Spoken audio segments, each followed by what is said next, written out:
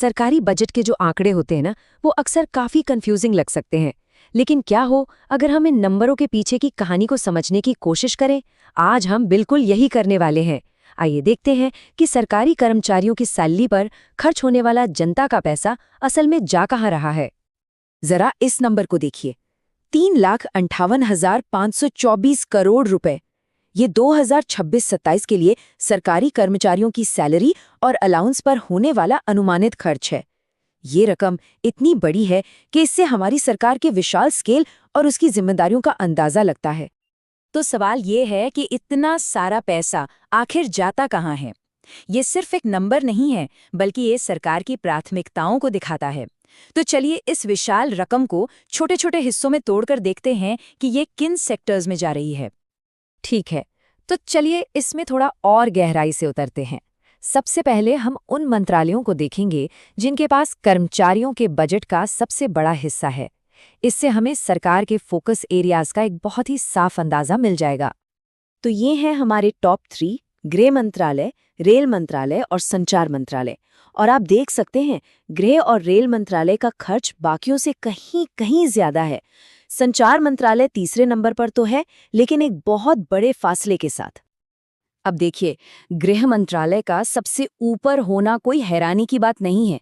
देश की आंतरिक सुरक्षा, जिसमें हमारे पुलिस बल और अर्धसैनिक बल शामिल हैं, वो सब इसी मंत्रालय के अंडर आते हैं। तो ये एक तरह से भारत की स्थिरता और सुरक्षा में एक बहुत जरूरी निवेश है। दूसरे नंबर पर आता है हमारा रेल मंत्रालय। इंडियन रेलवेज सिर्फ एक ट्रांसपोर्ट नेटवर्क नहीं है, बल्कि ये दुनिया के सबसे बड़े एम्प्लॉयर्स में से एक है। लाखों कर्मचारी दिन रात इस विशाल नेटवर्क को चलाते हैं, जो सही मायनों में देश की लाइफलाइन है। और फिर तीसरे नंबर पर आता है संचार मंत्रालय। इसका बजट मुख्य रूप से भारतीय डाक को सपोर्ट करता है।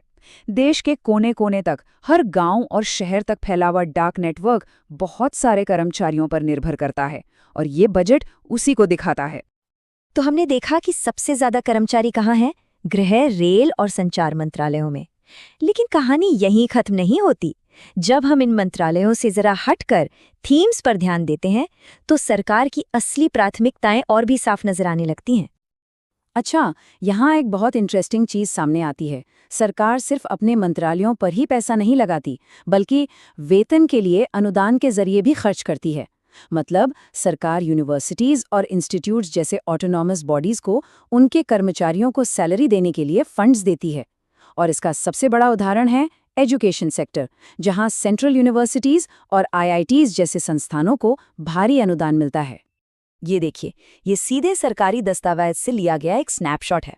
हाँ, ये थोड़ा कॉम्प्लेक्स दिख सकता है, पर ये हमें साफ साफ दिखाता है कि सरकार देश के टॉप एजुकेशनल इंस्टीट्यूट्स में कितना इन्वेस्ट कर रही है, ताकि वो हाई क्वालिटी एजुकेशन देना जारी रख सकें। एजुकेशन के साथ साथ साइंस और टेक्नोलॉजी भी सरकार के लिए एक प्रायोरिटी है। परमाणु ऊर्जा और पृथ्वी विज्ञान जैसे क्षेत्रों में ये बड़ा निवेश दिखाता है कि भारत को भविष्य की चुनौतियों के लिए तैयार करने और तकनीकी रूप से आत्मनिर्भर बनाने पर फोकस है। देखिए, बजट सिर्फ एक साल का स्नैपशॉट नहीं होता। साल दर साल जब हम इन बदलावों को एनालाइज करते हैं, तो हमें पता चलता है कि सरकार की प्राथमिकताएं कैसे बदल रही हैं और कौन से क्षेत्र अब ज्यादा महत्वपूर्ण हो रहे हैं। तो चलिए देखते हैं। यहाँ एक बहुत ही दिलचस्प तुलना है। एक तरफ है विदेश मंत्रालय, जिसके बजट में 8.6% की बढ़त हुई है। ये साफ दिखाता है कि ग्लोबल लेवल पर भारत की भूमिका पर फोकस बढ़ रहा है। वहीं दूसरी तरफ कोयला मंत्रालय में मामूली वृद्धि है, जो एक ऐसे सेक्टर को दिखाती है जो काफी स्टेबल है। इससे पता चलता है कि सरकार भविष्य के लिए कहाँ ज्यादा इन्वेस्ट कर रही है। तो जैसा हमने पहले बात की थी, वेतन के लिए अनुदान ये एक बहुत जरूरी हिस्सा है। सीधे शब्दों में कहें तो ये वो पैसा है जो सरकार यूनिवर्सिटीज जैसे इंडिपेंडेंट संस्थानों को देती है, ताकि वो अपने स्टाफ को सैलरी दे सकें। ये डायरेक्ट सरकारी खर्चे से अलग होता है।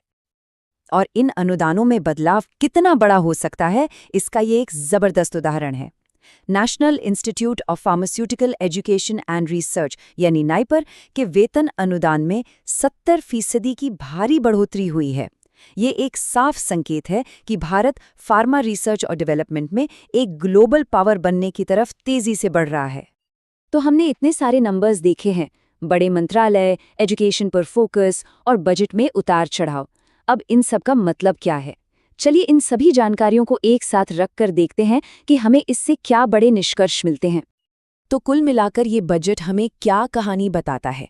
ये हमें एक ऐसे भारत की तस्वीर दिखाता है जो एक तरफ तो अपनी बुनियाद यानी सुरक्षा और इंफ्रास्ट्रक्चर को मजबूत कर रहा है और साथ ही एजुकेशन और टेक्नोलॉजी के जरिए एक नॉलेज बेस्ड फ्यूचर में भी इन्वेस्ट कर रहा है। और जो बदलते हुए बजट हैं वो हमें दिखाते हैं कि ये डिप्लोमेसी और फार्मा जैसे नए क्षेत्रों में भी अपनी पहचान बना रहा है।